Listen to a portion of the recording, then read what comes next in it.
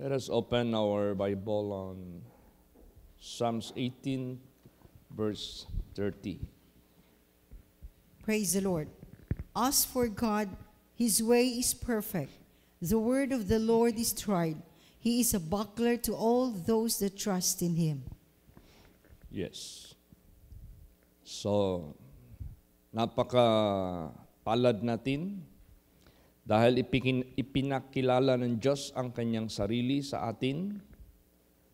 Paano ipinapakilala ng Diyos ang sarili para sa atin? Sabi dito, as for God, His way is perfect. Ang Panginoon Diyos, ang kanyang pamamaraan ay perfect, sakdal. Ibig sabihin yan, kung tayo'y maniwala sa Kanya at manalig sa Kanya, hindi tayo mahirapan. Perfect as our protector, perfect as our provider, perfect as our good health, perfect as our victory, lahat-lahat na. Sabihin mo na lahat, ano ang necessities at mga matatawag nating appropriate na mga bagay na dapat makamit natin. Perfect siya. Tingnan mo lang yung mga planeta. Habang pinoproject yan sa mga space camera, wala talaga akong nakita dyan na oblong, imperfect. Tingnan mo, perfect circle. How God formed it. Tapos, you know that is being formed by what? Not by the hand of God, but by the Word of God. Salita niya lang yan. Nagawa sila. Para tayo lang tao ang talagang hands-on ang Diyos na naglalang. Bumuha siya ng clay and He formed. Pero yung lahat na yan, sinalita niya lang yan. Praise the Lord. Perfect. Kaya yung Word of God is powerful. The Word of God is effective. Word of God is talagang, masasabi mo talaga, tested na. Kaya sinabi dito, as for God, His way is perfect. The word of the Lord is tried. Subok na ang kanyang salita na hindi sinungaling. Subok na ang kanyang salita na ito'y totoo lahat. Subok na ang kanyang salita na ito ay matutupad. Tingnan mo, kaya mapalad tayo na sumasampalataya sa Kanya at nananalig sa Kanyang banal na salita. He is a buckler to all those that trust in Him. You know what buckler is? That is smaller than big shield. Shield din yan, pero medyo mas maliit-liit. Usually, ginagamit yan sa mga soldiers nung unang panahon na komportable nilang dalhin. So sa buhay natin, we are being armed by God to have a readiness to face challenges with all the protection, assurance na hindi tayo mapahamak. Ganon ang Diyos. Siya yung protector natin, siya yung assurance natin na kahit anong haharapin natin na war, spiritual warfare, kahit anong harapin natin na mga challenges, meron tayong kakayahan upang harapin ang lahat because He is our buckler. Kaya perfect ang Diyos ang kanyang paraan. Huwag tayong mawalan ng tiwala sa Kanya. Lalo't na itong salita ng Diyos na ating binabasa, ating minimeditate, ating pinapakinggan, perfect yan. Basahin natin. Psalms 19, verse 7. Praise the Lord. The law of the Lord is perfect, converting the soul.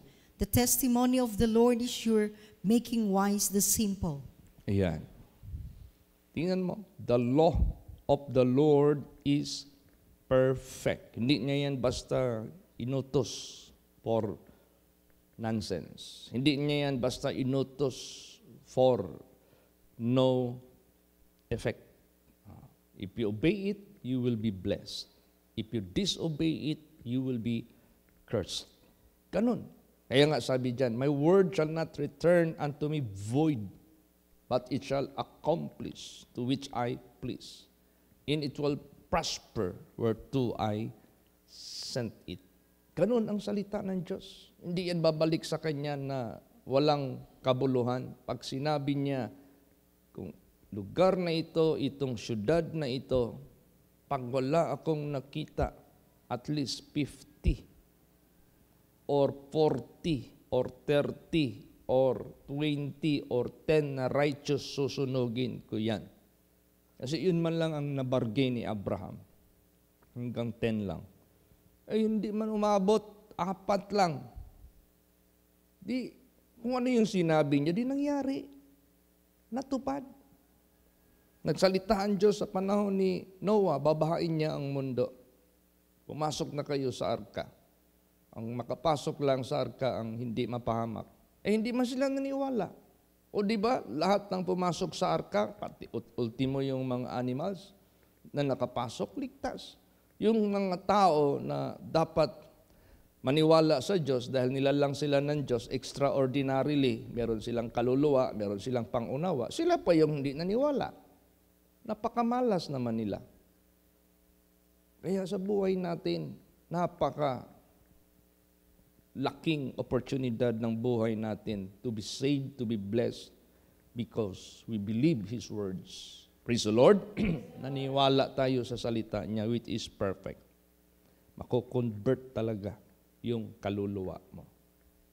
Converting the soul. The soul that handles the entire being. The inner man that handles your entire system. Pag ang inner man ang mabago, mabago ang lahat. Pag ang inner man masama, masama din ang lahat. Yun ang binabago ng Diyos. Out of His law, out of His words. The testimony of the Lord is sure. What is testimony? Di ba pag testimony moment or hour, may magtayo, magsalita according to his experience or her experience. Testimony of the Lord, ito yung mga works niya na nangyari sa langit, dito sa lupa. Anong nangyari sa langit? There were war. Anong nangyari sa langit? There were demotion. Anong nangyari sa langit? There were blessedness. Ano yung blessedness? Yung nag-obey sa Kanya na nag-stay loyal. Ano yung demotion? Yung Lucifer na yan at saka yung mga kasama na sumama kay Lucifer who rebelled against God and fought against God. They were demoted. So that is the testimony of the Lord.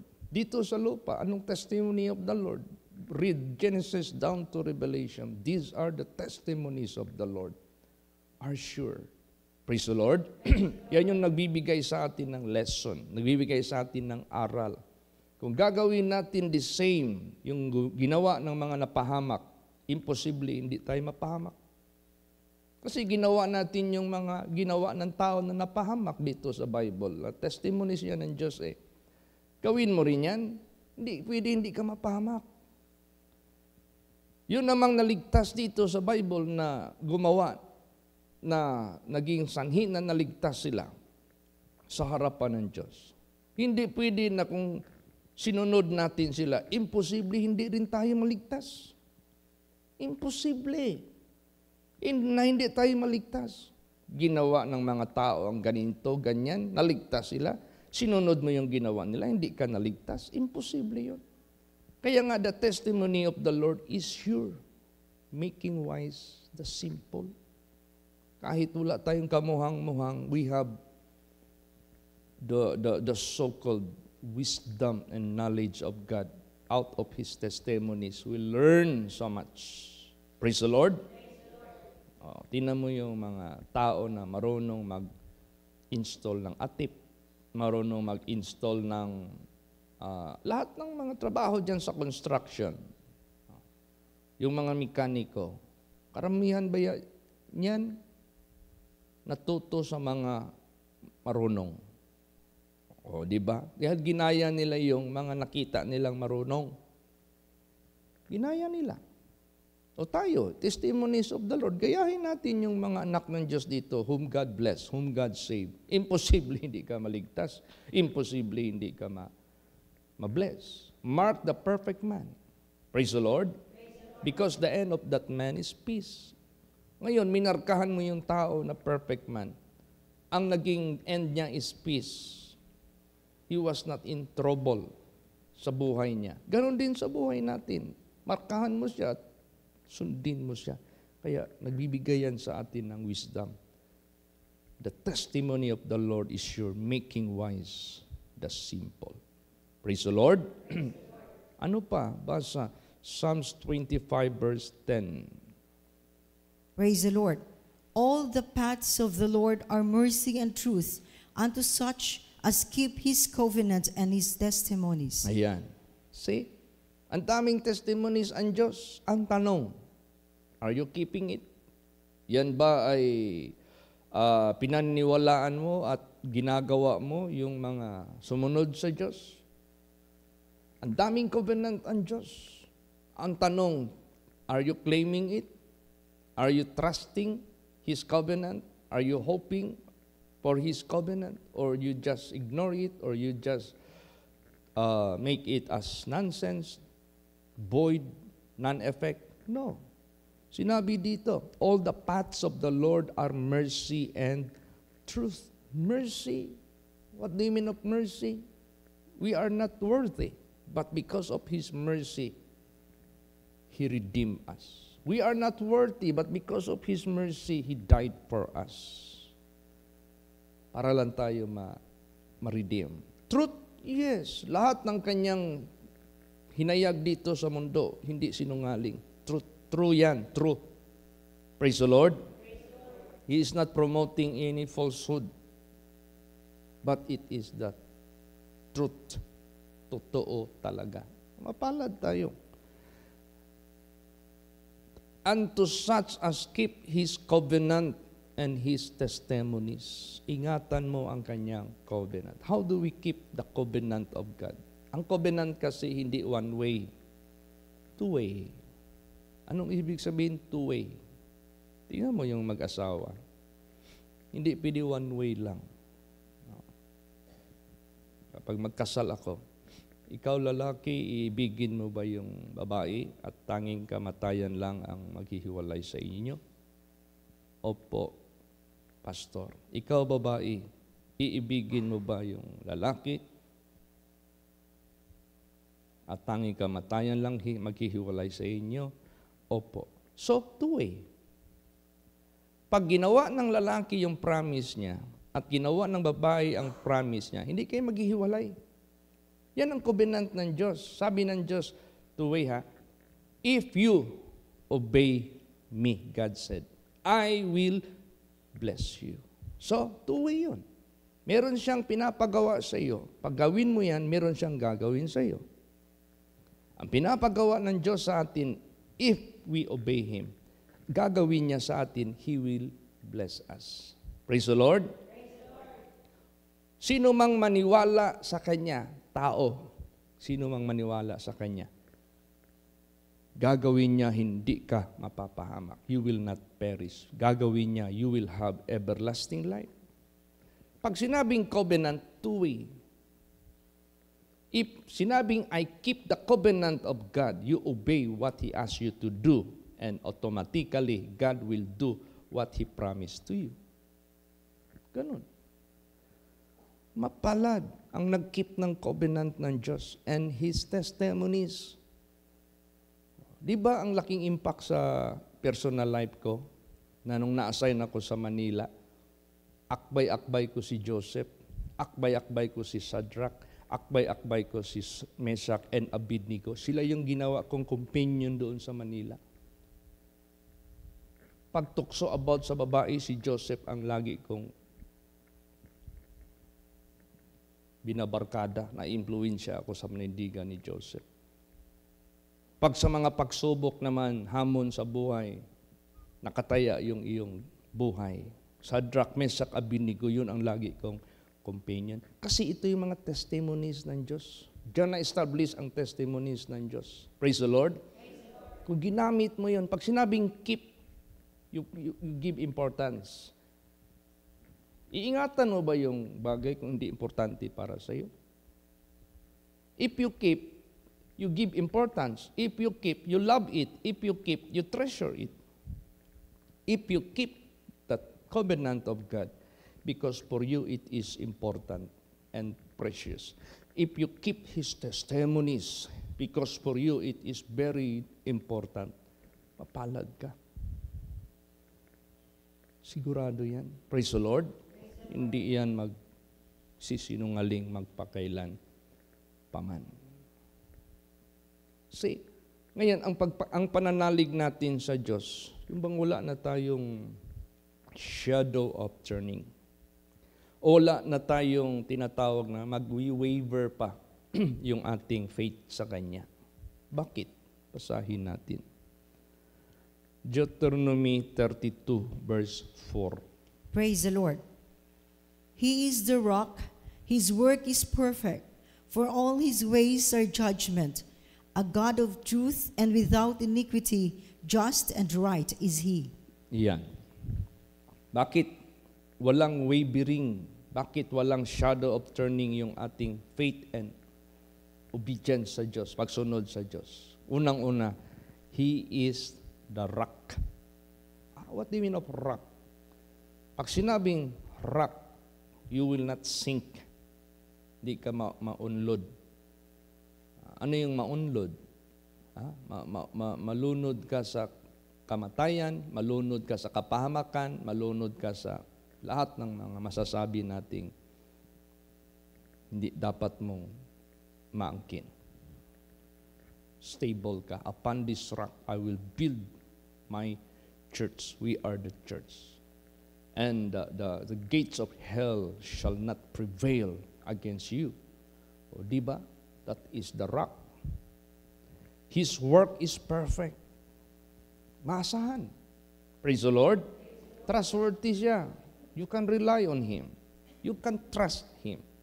Diba? Naalala niyo yung testimony ni Pastor Samuel Gabre. In Japan, matagal na yung bullet train. Sila yung una halos eh. Tapos, sumunod na lang yung ibang bansa. Sa Japan, yung bullet train, kaya nga bullet train, parang bala. Pastor John Mark nakaranas yan doon sa Japan. Pastora Edith, punta yan ng Japan, sumakay yan ng ganun. Ang bilis talaga.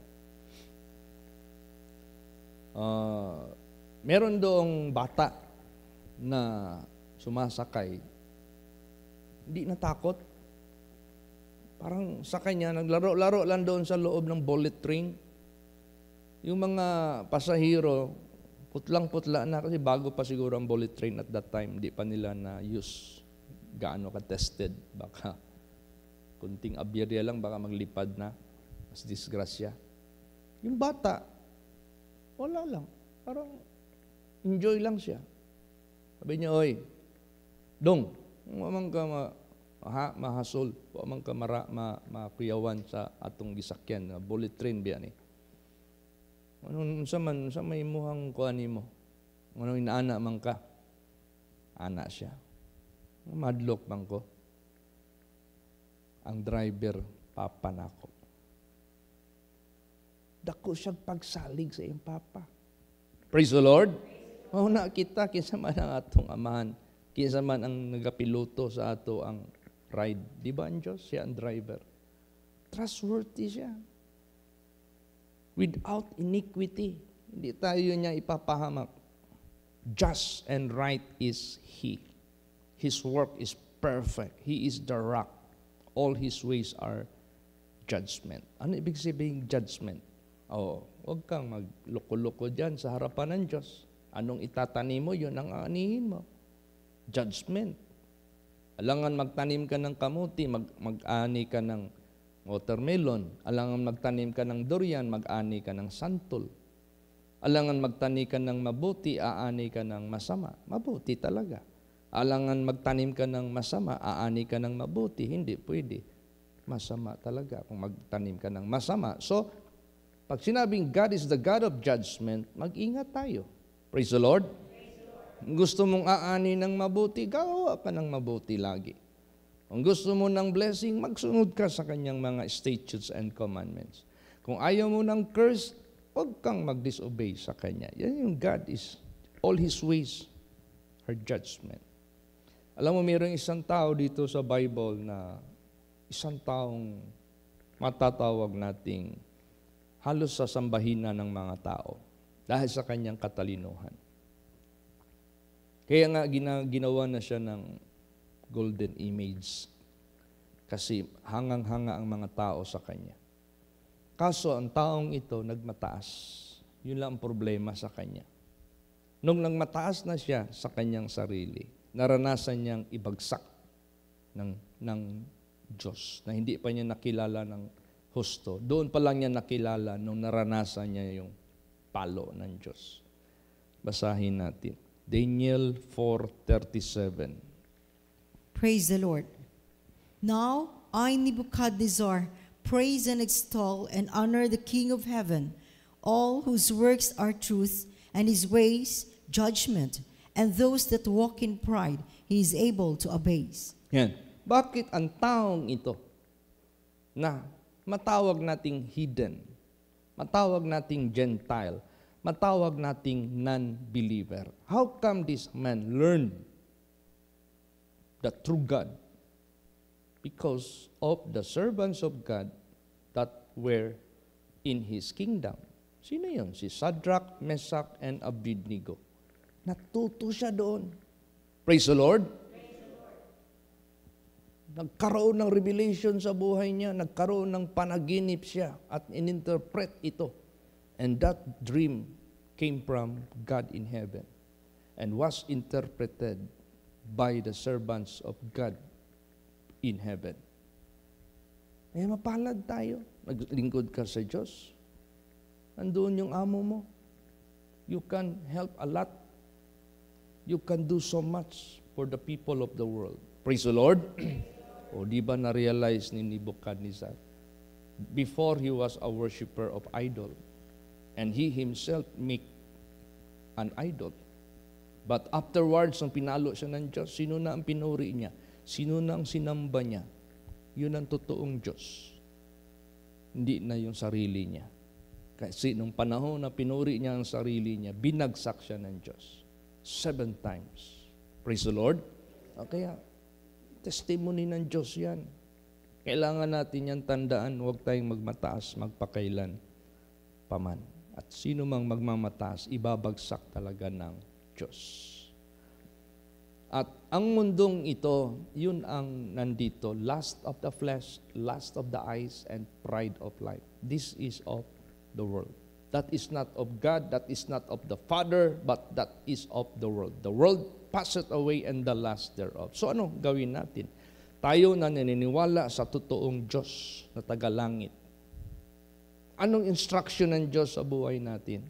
Itong sanglibutang ito influenced so much with the devil. So anong sinabi? Basa. Anong dapat nating gawin? Romans 12 verse 2. Praise the Lord. And be not conformed to this world, but be ye transformed by the renewing of your mind, that ye may prove what is that good and acceptable and perfect will of God. Yan. Wag makipagsang-ayon sa mundong ito na impluensyado ng dyablo. Ang sanglibutang ito, lust, nandito yung lust of the flesh, lust of the eyes, and pride of life. Ano ito? Ito yung pinapain ng dyablo. Ito yung pinapaon ba sa mga tao sa mundong ito that you may commit sin. Nyari, married ka, tuksuin ka ng ibang babae na hindi mo asawa para magkasala ka. Lust of the flesh. Pero magsimula ang lust of the flesh sa lust of the eyes. Iko-correct ka ng salita ng Diyos para mabuhay ka ng walang hanggan sa harapan ng Diyos. Si Satanas naman sabihin, huwag kang maniwala niyan. Magaling ka, matalino ka, believe yourself. Naniwala ka naman para busugin yung pride of life mo. Ala, sige, tuparin mo yung pride of life mo. That is not of the Father. That is of the world, which Satan's made as bait. Pain yan eh. Wag. Be not conformed to this world, but be transformed. Ano yung transformed? Dati, nandyan tayo. Transformed, nagbago ka na. How? By the renewing of your mind. Iba na yung mentality mo. Iba na yung takbo ng utak natin kaysa noon. Praise the Lord. Renewing of your mind. By the renewing of your mind, that you may prove what is that good. Anong prove?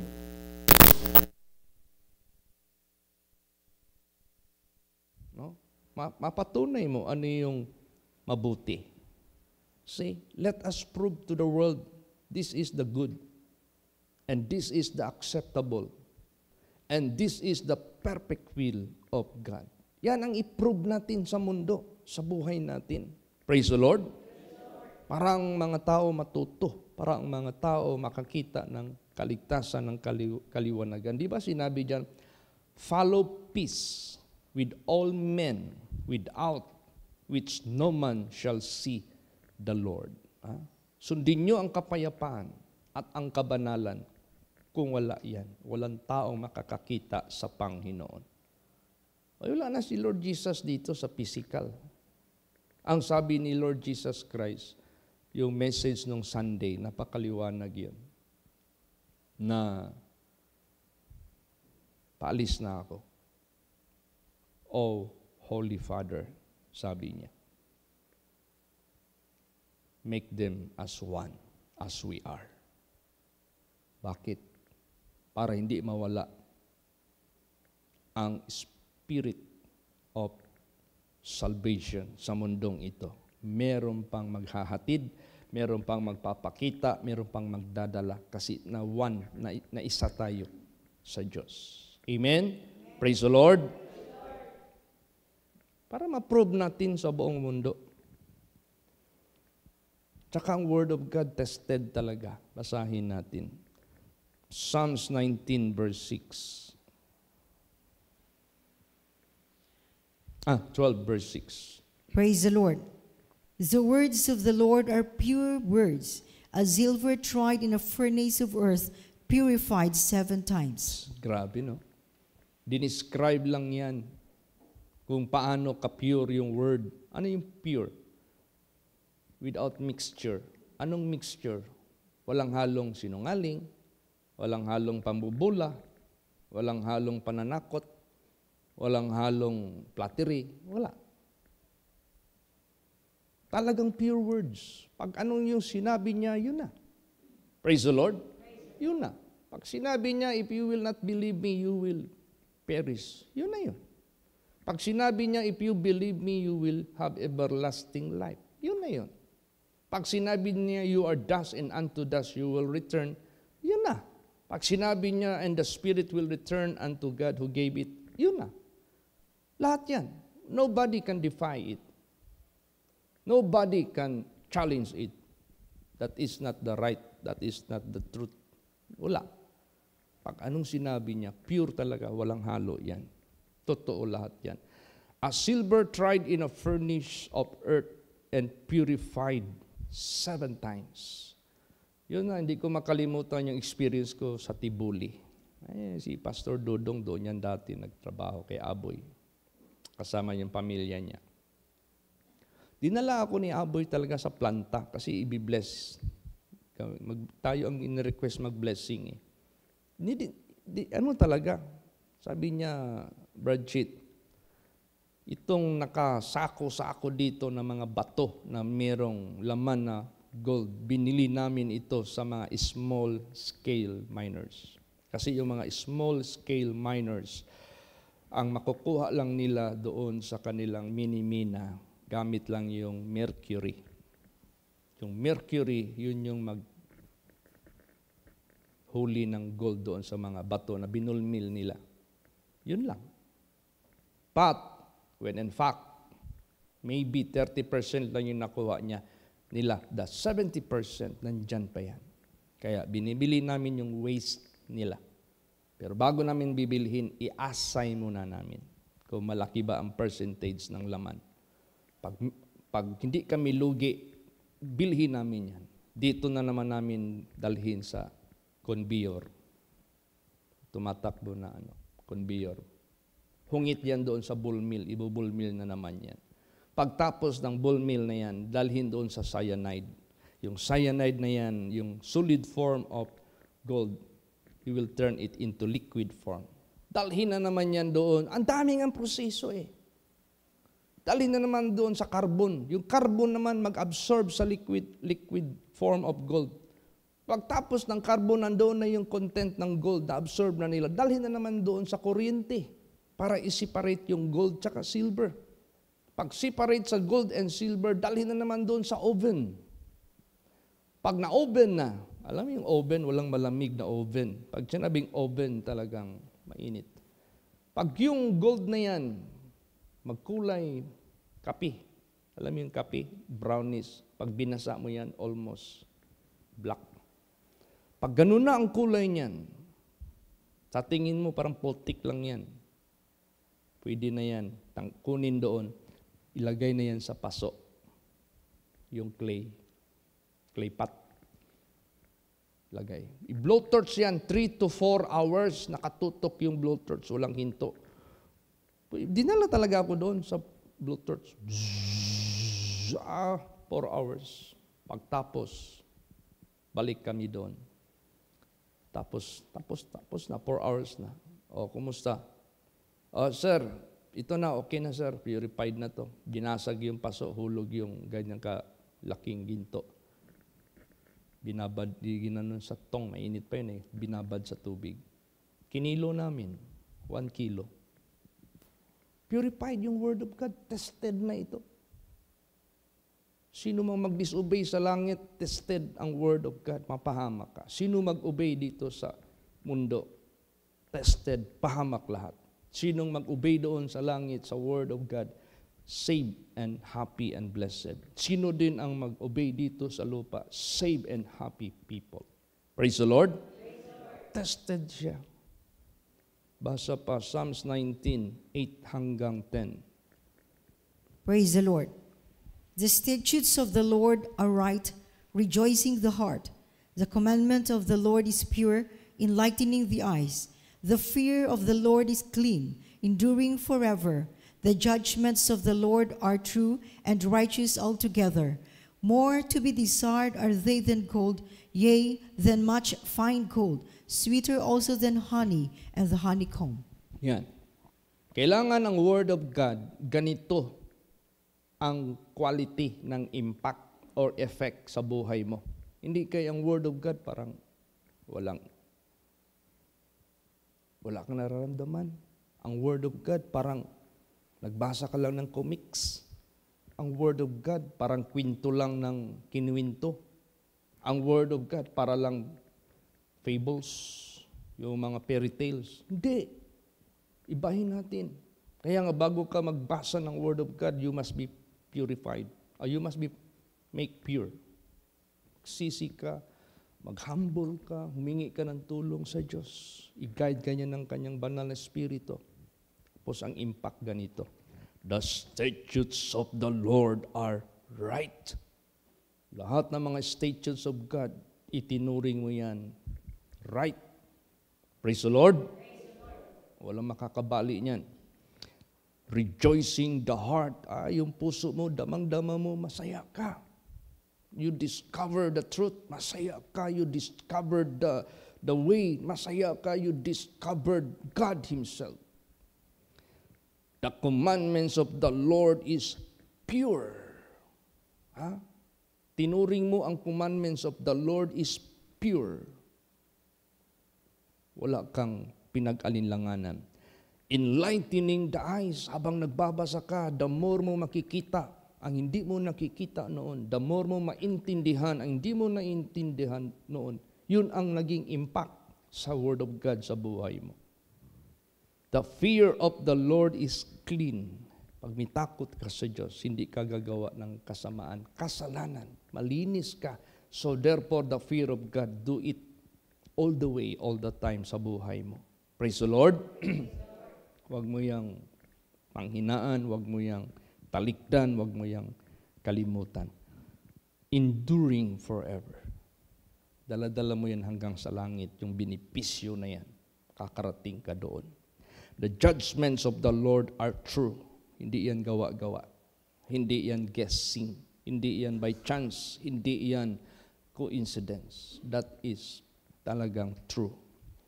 And righteous altogether. Wala maka-question sa Diyos kung ano yung pasya niya sa kanino man. Nobody can question God. Why you did that? Why you did it to Him? Wala maka-question. Lahat ng judgment niya are true. Kasi may mga tao kasi masyadong mabango sa tao. Mabuti sa mata ng tao. Pero sa talikuran, gumagawa ng masama. Pag hinatulan niya ng Diyos, nobody can question. Kaya sa buhay natin, ang pinaka-the best, doon tayo magpakita ng approval sa langit. Study to show yourself approved unto God. Praise the Lord. Yan ang pinaka-accurate. Kasi ang Diyos yung magbibigay ng reward. God is the one who renders to everyone. More to be desired are they than gold. Tingnan mo, anong mararamdaman natin pag Word of God ang ating pinapakinggan at ating binabasa? This is more to be desired than fine of gold. Bakit? Fine gold may answer all your necessities, but cannot give you eternal life. Fine gold might give you fame, but it cannot give you protection as what can God do to you. Walang sinabi yung gold na yan sa sanglibutang ito. Yung kwento ni Brad Eugene, nakahukay ng gold, pinatay ng mga kasamahan. Yung nakahukay ng gold doon sa ilalim, pinatay ng nasa itaas kasi gusto nila sila lang maghati-hati. Narinig ng baryo, tumating ang reinforcement ng mga kapgo. Naalaman nila na gold ang nandyan, pinatay din yung mga nagpatay doon. Kinuha ngayon ng baryo kapitan, sila ngayon naghati-hati.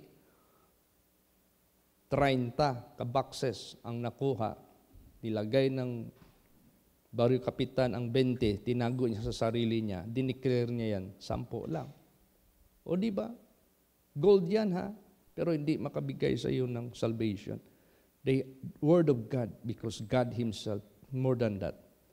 Than fine gold, sweeter than honey, and the honey comb. Praise the Lord. Kaya salamat tayo sa ating Panginoong Diyos. And today is my birthday. May God bless my life. At walang ibang blessedness na ating mimithiin, kundi itong Word of God. Yung covenant ng Diyos, yung promise ng Diyos. Wala na makahigit nito sa blessedness. Kaya yung pag inawit natin yung blessed assurance, meron dong word rapture divine. Pag sinabing rapture divine, assurance yan ng iyong kaligtasan. Ang blessed assurance na maibibigay ng Diyos through the Word of God, through our faith and obedience, rapture divine. You will be singing all the day long. Bakit? Thankful ka. Happy ka. You are a person which all your dreams and prayers are being granted or fulfilled. Ganon, ang Word of God, ito yung magbibigay sa atin ng blessed assurance. Praise the Lord. Wala akong ibang prayer sa birthday ko. Lord Jesus, give me a blessed assurance. Bigyan mo ako ng blessed assurance, both temporal and eternal. And I will spread your goodness. I will spread your salvation anywhere of the world. I will serve you with all my heart, with all my soul, with all my mind, with all my strength, together with my children in the faith. Kasama kayo lahat sa Panginoon. Amen? Praise the Lord. Magsitayo po ang lahat. Let us all pray.